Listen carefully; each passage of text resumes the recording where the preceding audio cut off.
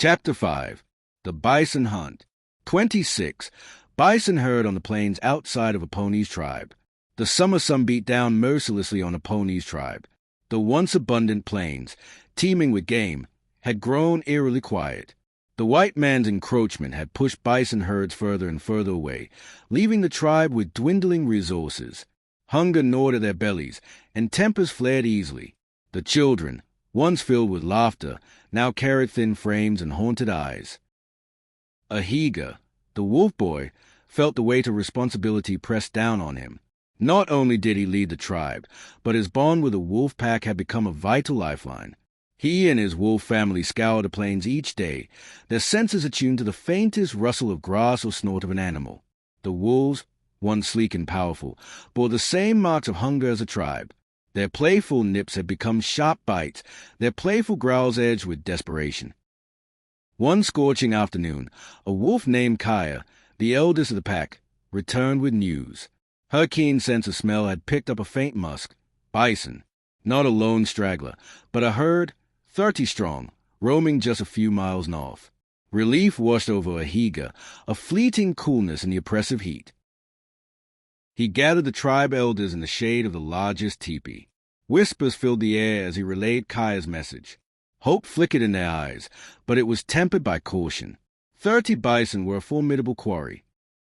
The next 2 days were filled with nail-biting anticipation. At dawn on the third day, the entire tribe, cloaked in an eerie silence, made their way towards the bison's location.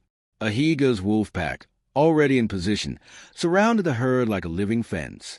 Hidden behind tall grasses, the tribe's warriors held their breath, fingers twitching on triggers and arrows knocked on bows.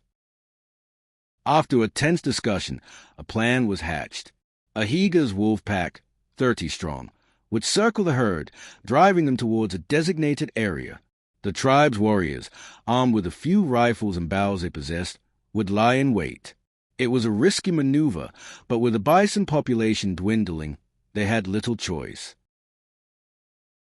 But Ahiga's plan held.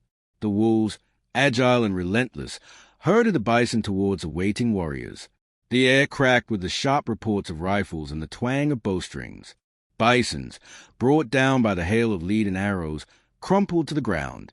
Those that managed to break free found their path blocked by a wall of snarling wolves, their escape route cut off. In the end, 5 bison managed to evade the warriors, but the wolves hunted them down and sheared them between their pack. The hunt was a victory. The remaining 25 lay still, a bounty that promised to sustain the tribe for months to come.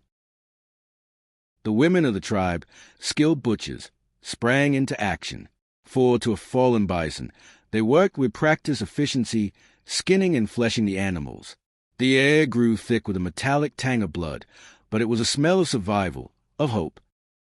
As the sun dipped below the horizon, casting long shadows across the plains, a fire roared in the center of the encampment.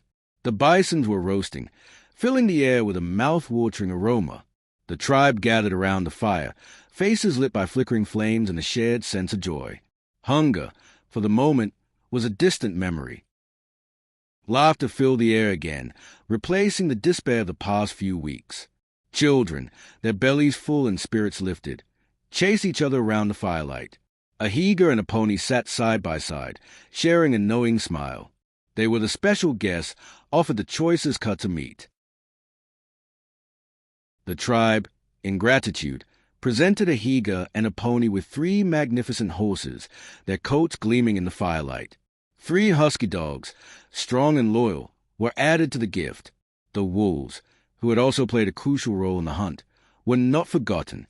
The tribe set aside a share of the bison meat for wolves as well, which they carried back to the forest the following day. The hunt had been a success, a testament to the strength of the tribe and the unique bond between Ahiga and his wolf family.